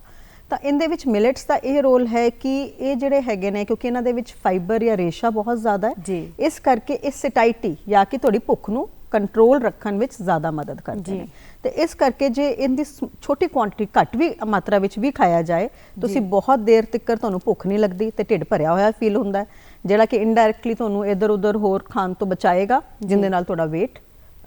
ਵਧੇਗਾ ਨਹੀਂ ਜਾਂ ਘਟਣ ਵਿੱਚ ਹੈਲਪ ਹੋਏਗੀ। ਤੇ ਜਿਹੜੇ ਪਤਲੇ ਨੇ ਉਹ ਨਹੀਂ, ਜਿਹੜੇ ਪਤਲੇ ਨੇ ਉਹ ਤਾਂ ਖਾ ਹੀ ਸਕਦੇ ਨੇ, ਕਿਉਂਕਿ ਜਿਹੜੇ ਪਤਲੇ ਨੇ ਉਹਨਾਂ ਨੂੰ ਨਿਊਟ੍ਰੀਐਂਟਸ ਤਾਂ ਸਾਰਿਆਂ ਨੂੰ ਹੀ ਚਾਹੀਦੇ ਹੁੰਦੇ ਆ ਨਾ। ਤੇ ਉਹ ਇਹ ਹੈ ਕਿ ਜਿਹੜੇ ਪਤਲੇ ਨੇ ਉਹ ਇਹਨੂੰ ਖਾਣ ਤੇ ਨਾਲ ਬਾਕੀ ਚੀਜ਼ਾਂ ਵੀ ਇਨਕਲੂਡ ਕਰਨ। ਪਰ ਜੇ ਹੁਣ ਕਿਉਂਕਿ ਆਪਾਂ ਸਪੈਸੀਫਿਕਲੀ ਗੱਲ ਸਿਰਫ ਮੋਟਾਪੇ ਦੀ ਕਰ ਰਹੇ ਸੀ, ਤਾਂ ਮੈਂ ਤੁਹਾਨੂੰ ਇਸ ਲਈ ਇਹ ਦੱਸਿਆ ਕਿ ਵੀ ਮੋਟਾਪੇ ਵਿੱਚ ਇਹ ਕਿਉਂਕਿ ਪੇਟ ਇਹਦੇ ਨਾਲ ਭਰਿਆ ਰਹਿੰਦਾ, ਇਸ ਕਰਕੇ ਜ਼ਿਆਦਾ ਫਾਇਦਾ ਕਰਦਾ ਜੀ। ਇਸ ਦੇ ਨਾਲ ਹੀ ਡਾਇਬਟੀਜ਼ ਦੀ ਗੱਲ ਕਰ ਲਾਂਦੇ, ਉਸ ਦੇ ਵੀ ਬਹੁਤ ਸਾਰੇ ਨਾ ਮਰੀਜ਼ ਨੇ। ਇਸ ਦੇ ਡਾਇਬਟੀਜ਼ ਦੇ ਲਈ ਕਿਸ ਤਰੀਕੇ ਦੇ ਨਾਲ ਇਹ ਲਾਭਕਾਰੀ ਸਾਬਿਤ ਹੈ? ਦੇਖੋ, ਜੋ ਡਾਇਬਟੀਜ਼ ਹੈ ਉਹਦੇ ਵਿੱਚ ਕਾਰਬੋਹਾਈਡਰੇਟ ਦਾ ਰੋਲ ਹੁੰਦਾ ਮੇਨਲੀ, ਠੀਕ ਹੈ, ਕਿਉਂਕਿ ਜਿੰਨਾ ਵੀ ਸਾਡੇ ਬਾਡੀ 'ਚ ਗਲੂਕੋਜ਼ ਬਣਦਾ ਹੈ, ਉਹ ਜੇ ਸਾਡੇ ਇਨਸੂਲਿਨ ਉਹਨੂੰ ਕੰਟਰੋਲ ਨਹੀਂ ਕਰ ਪਾਉਂਦੀ ਤਾਂ ਸ਼ੂਗਰ ਅਸੀਂ ਕਹਿੰਦੇ ਹਾਂ ਹੋ ਗਈ। ਤੇ ਜਿਹੜੇ ਇਹ ਮਿਲਟਸ ਨੇ, ਇਹਨਾਂ ਦੇ ਵਿੱਚ ਜ਼ਿਆਦਾ, ਸਾਰਿਆਂ ਦੇ ਵਿੱਚ ਤਾਂ ਨਹੀਂ, ਕੁਝ ਮਿਲਟਸ ਨੇ ਜਿਨ੍ਹਾਂ ਦੇ ਵਿੱਚ ਕਾਰਬੋਹਾਈਡਰੇਟ ਕਾਫੀ ਘੱਟ ਹੈ, ਠੀਕ ਹੈ ਜੀ। ਉਹ ਅਸੀਂ ਜਿਵੇਂ ਕਿ ਜਵਾਰ ਹੈ, ਬਾਜਰਾ ਹੈ, ਠੀਕ ਹੈ, ਇਹ ਤੇ ਫੌਕਸਟੇਲ ਮਿਲਟ ਹੈ, ਇਹ ਜਿਹੜੇ ਹੈਗੇ ਇਹ ਵਾਲੇ ਸਪੈਸੀਫਿਕਲੀ ਡਾਇਬੀਟਿਕ ਪੇਸ਼ੈਂਟਸ ਲਈ ਬਹੁਤ ਫਾਇਦੇਮੰਦ ਨੇ। ਰਾਗੀ ਜੋ ਹੈ, ਹਾਲਾਂਕਿ ਮੈਂ ਤੁਹਾਨੂੰ ਦੱਸਿਆ ਕਿ ਉਹਦੇ ਬਹੁਤ ਫਾਇਦੇ ਨੇ, ਪਰ ਡਾਇਬੀਟਿਕਸ ਲਈ ਰਾਗੀ ਅਸੀਂ ਘੱਟ ਰეკਮੈਂਡ ਕਰਦੇ ਹਾਂ, ਕਿਉਂਕਿ ਇੱਕ ਗਲਾਈਸੈਮਿਕ ਇੰਡੈਕਸ ਨਾਮ ਦੀ ਇੱਕ ਸਾਇੰਟਿਫਿਕ ਟਰਮ ਹੈਗੀ ਹੈ, ਜਿਹਦਾ ਮਤਲਬ ਹੁੰਦਾ ਹੈ ਕਿ ਕੋਈ ਵੀ ਖਾਣ ਦੀ ਚੀਜ਼ ਸ਼ੂਗਰ ਨੂੰ ਕਿੰਨਾ ਵਧਾ ਸਕਦੀ ਹੈ, ਠੀਕ ਹੈ। ਤਾਂ ਉਹ ਰਾਗੀ ਵਧਾਉਂਦੀ ਹੈ। ਤਾਂ ਉਸ ਪੁਆਇੰਟ ਆਫ ਵਿਊ ਨਾਲ ਜਿਹੜੇ ਬਾਕੀ ਤੁਹਾਨੂੰ ਮੈਂ 3 ਦੱਸੇ, ਉਹ ਜਿਹੜੇ ਮਿਲਟਸ ਨੇ ਉਹ ਸ਼ੂਗਰ ਦੇ ਮਰੀਜ਼ਾਂ ਲਈ ਜ਼ਿਆਦਾ ਫਾਇਦੇਮੰਦ ਨੇ, ਕਿਉਂਕਿ ਉਹਨਾਂ 'ਚ ਫਾਈਬਰ ਵੀ ਜ਼ਿਆਦਾ ਹੈ। ਤੇ ਫਾਈਬਰ ਜਿਹੜਾ ਹੁੰਦਾ, ਫਾਈਬਰ ਦਾ ਇਨਟੇਕ ਬੇਸਿਕਲੀ ਸਾਡੀ ਸਰੀਰ 'ਚ ਸ਼ੂਗਰ ਦੀ ਪੀਕਸ ਨਹੀਂ ਬਣਨ ਦਿੰਦਾ, ਠੀਕ ਹੈ। ਸ਼ੂਗਰ ਨੂੰ ਹੌਲੀ ਹੌਲੀ ਵਧਾਉਂਦਾ ਹੈ, ਇੱਕਦਮ ਤੇਜ਼ੀ ਨਾਲ ਉੱਪਰ ਨੀਚੇ ਸ਼ੂਗਰ ਨਹੀਂ ਹੁੰਦੀ। ਤੇ ਇਹ ਜਿਹੜੀ ਚੀਜ਼ ਹੈ, ਇਹ ਇਹਦਾ ਬੈਨੀਫਿਟ ਹੈ, ਜਿਹਦੇ ਕਰਕੇ ਅਸੀਂ ਇਹਨੂੰ ਡਾਇਬੀਟੀਜ਼ ਫ੍ਰੈਂਡਲੀ ਇੰਗਰੀਡੀਐਂਟ ਕਹਿੰਦੇ ਹਾਂ। ਬਾਕੀ ਜੋ ਤੁਹਾਨੂੰ ਮੈਂ ਵਾਰੀ ਮਤਲਬ ਕਹਿ ਰਹੀ ਹਾਂ ਕਿ ਇਹਦੇ ਵਿੱਚ ਸਾਰੇ ਵਿਟਾਮਿਨਸ ਐਂਡ ਮਿਨਰਲਸ ਤੇ ਐਡਿਕੁਏਟ ਅਮਾਉਂਟ ਵਿੱਚ ਮਿਲਦੇ ਨੇ, ਪ੍ਰੋਟੀਨ ਜ਼ਿਆਦਾ ਹੈ, ਉਹ ਤਾਂ ਸਾਡੇ ਸਰੀਰ ਲਈ ਜ਼ਰੂਰੀ ਹੈ ਹੀ ਤੇ ਫਾਇਦੇਮੰਦ ਵੀ ਹੈ। ਕਿ ਹਰ ਇੱਕ ਮਿਲਟਸ ਦੀ ਤਸੀਰ ਵੀ ਹੁੰਦੀ ਆਪਣੀ ਵੱਖਰੀ ਵੱਖਰੀ? ਮੰਨਿਆ ਗਿਆ ਹੈ ਕਿ ਮਿਲਟਸ ਸਪੈਸ਼ਲੀ ਜਿਵੇਂ ਬਾਜਰਾ ਤੇ ਜਵਾਰ ਹੈਗੇ, ਇਹਨਾਂ ਨੂੰ ਗਰਮ ਤਸੀਰ ਦਾ ਮੰਨਿਆ ਜਾਂਦਾ ਹੈ। ਤੇ ਇਸੇ ਕਰਕੇ ਆਈ ਥਿੰਕ ਜ਼ਿਆਦਾਤਰ ਲੋਕ ਆਪਾਂ ਇੱਧਰ ਐਟਲੀਸਟ ਨਾਰਥ ਇੰਡੀਆ ਵਿੱਚ ਇਹਨਾਂ ਨੂੰ ਸਰਦੀਆਂ ਵਿੱਚ ਹੀ ਵਰਤਦੇ ਰਹੇ ਹਾਂ। ਪਰ ਇਹਨਾਂ ਦੀ ਐਕਚੁਅਲੀ ਤਸੀਰ ਨੂੰ ਚੇਂਜ ਕੀਤਾ ਜਾ ਸਕਦਾ ਹੁੰਦਾ ਕੁਕਿੰਗ ਦੇ ਨਾਲ। ਤੇ ਜਿਵੇਂ ਜਿੰਨੇ ਵੀ ਮਿਲਟਸ ਨੇ, ਇਹਨਾਂ ਨੂੰ ਐਕਸਟੈਂਸਿਵ ਕੁਕਿੰਗ ਚਾਹੀਦੀ ਹੁੰਦੀ ਹੈ, ਕਿਉਂਕਿ ਇਹਨਾਂ ਦੇ ਉੱਤੇ ਜਿਹੜੀ ਬਾਹਰਲੀ ਪਰਤ ਹੈ ਉਹ ਮੋਟੀ ਹੁੰਦੀ ਹੈ, ਤੇ ਉਹ ਪਰਤ ਨੂੰ ਕੁੱਕ ਕਰਕੇ ਹੀ ਅਸੀਂ ਅੰਦਰੋਂ ਜਿਹੜੇ ਨਿਊਟ੍ਰੀਸ਼ਨ ਵਾਲੀਆਂ ਚੀਜ਼ਾਂ ਹੈਗੀਆਂ ਉਹਨੂੰ ਅਵੇਲ ਕਰ ਸਕਦੇ ਹਾਂ। ਤੇ ਜੇ ਇਹਨੂੰ ਸਹੀ ਤਰੀਕੇ ਨਾਲ ਕੁੱਕ ਕੀਤਾ ਜਾਏ, ਜੋ ਰეკਮੈਂਡਡ ਹੈਗਾ, ਤਾਂ ਇਹ it's good for any season. ਜੀ, ਹਾਂਜੀ। ਤੇ ਕਿਸ ਤਰੀਕੇ ਦੇ ਨਾਲ ਕੁੱਕ ਕਰ ਸਕਦੇ ਸਾਡੇ ਦਰਸ਼ਕਾਂ ਨੂੰ ਵੀ ਦੱਸੋ ਜੀ। ਇੱਕ ਤਾਂ ਇਹ ਹੈ ਕਿ ਇਹ ਧਿਆਨ 'ਚ ਰੱਖਣਾ ਹੈ ਕਿ ਜਿੰਨੇ ਵੀ ਮਿਲਟਸ ਨੇ, ਇਹਨਾਂ ਨੂੰ ਸੋਕਿੰਗ ਦੀ ਬਹੁਤ ਜ਼ਰੂਰਤ ਹੁੰਦੀ ਹੈ, ਠੀਕ ਹੈ। ਤੇ ਇਹਨਾਂ ਨੂੰ ਤੁਸੀਂ ਸਿੱਧਾ ਜੇ ਕੁੱਕ ਕਰਨ ਲੱਗੋਗੇ ਤਾਂ ਕਦੇ ਵੀ ਉਹਨੇ ਅੱਛੀ ਤਰ੍ਹਾਂ ਕੁੱਕ ਵੀ ਨਹੀਂ ਹੁੰਦੇ, ਤੇ ਜੋ ਇਹਨਾਂ ਦੇ ਤੱਤਵ ਹੈਗੇ ਉਹ ਹੋ ਸਕਦਾ ਤੁਹਾਨੂੰ ਨਾ ਮਿਲਣ, ਤੇ ਇਹਨਾਂ ਨੂੰ 7 ਤੋਂ 8 ਘੰਟੇ ਜੇ ਭਿਉਂ ਕੇ ਰੱਖਿਆ ਜਾਏ ਅੱਛਾ। ਤੇ ਉਸ ਤੋਂ ਬਾਅਦ ਕੁੱਕ ਕੀਤਾ ਜਾਏ ਤਾਂ ਇੱਕ ਤਾਂ ਕੁਕਿੰਗ ਟਾਈਮ ਘਟ ਜਾਂਦਾ ਹੈ, ਤੁਹਾਡੀ ਗੈਸ ਦੀ ਵਰਤੋਂ ਘੱਟ ਹੋਗੀ, ਜਿੰਨੀ ਹੀਟ ਤੁਸੀਂ ਘੱਟ ਯੂਜ਼ ਕਰੋਗੇ ਉਹਨਾਂ ਨਿਊਟ੍ਰੀਐਂਟਸ ਰਿਟੇਨ ਹੁੰਦੇ ਨੇ ਫੂਡ ਦੇ ਵਿੱਚ, ਠੀਕ ਹੈ। ਤਾਂ ਇੱਕ ਤਾਂ ਇਹਨਾਂ ਨੂੰ ਸੋਕ ਕਰਨਾ ਜ਼ਰੂਰੀ ਹੈ। ਦੂਸਰਾ ਹੋਰ ਤਰੀਕੇ ਨੇ ਕਿ ਇਹਨਾਂ ਨੂੰ ਜਿਸ ਤਰ੍ਹਾਂ ਖਾਇਆ ਸੀ ਕਿ ਰੋਸਟ ਕਰਕੇ ਇਹਨਾਂ ਨੂੰ ਯੂਜ਼ ਕੀਤਾ ਜਾਏ ਜੀ, ਤੇ ਜਾਂ ਅੰਕੁਰਿਤ ਕਰਕੇ। ਅੰਕੁਰਿਤ ਕਰਨਾ ਤਾਂ ਵੈਸੇ ਇੱਕ ਬਹੁਤ ਅੱਛਾ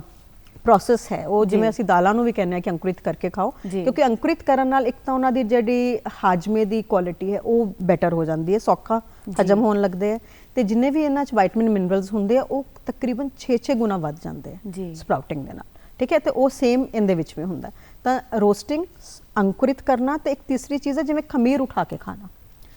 ਖਮੀਰੇ ਫੂਡਸ ਹਮੇਸ਼ਾ ਤੋਂ ਹੀ ਬਹੁਤ ਹੈਲਦੀ ਮੰਨੇ ਗਏ ਨੇ, ਜਿਵੇਂ ਆਪਾਂ ਸਾਊਥ 'ਚ ਇਡਲੀ ਵਗੈਰਾ ਖਾਂਦੇ ਨੇ, ਆਪਾਂ ਕਹਿੰਦੇ ਨੇ ਕਿ ਬਹੁਤ ਹੈਲਦੀ ਨੇ, ਤਾਂ ਉਹਨਾਂ ਦਾ ਕਾਰਨ ਇੱਕ ਇਹੋ ਹੀ ਹੈ ਕਿ ਕਿਉਂਕਿ ਉਹਨਾਂ 'ਚ ਖਮੀਰ ਉਠਾਇਆ ਜਾਂਦਾ ਹੈ। ਉਸੇ ਤਰ੍ਹਾਂ ਜੇ ਤੁਸੀਂ ਮਿਲਟਸ ਦੇ ਵੀ ਆਟੇ ਨੂੰ ਖਮੀਰ ਉਠਾ ਕੇ ਉਸ ਤੋਂ ਬਾਅਦ ਚਾਹੇ ਡੋਸਾ ਬਣਾਉਣ ਲਈ, ਪੂੜਾ ਬਣਾਉਣ ਲਈ ਜਾਂ ਕਿਸੇ ਵੀ ਤਰ੍ਹਾਂ ਯੂਜ਼ ਕਰੋਗੇ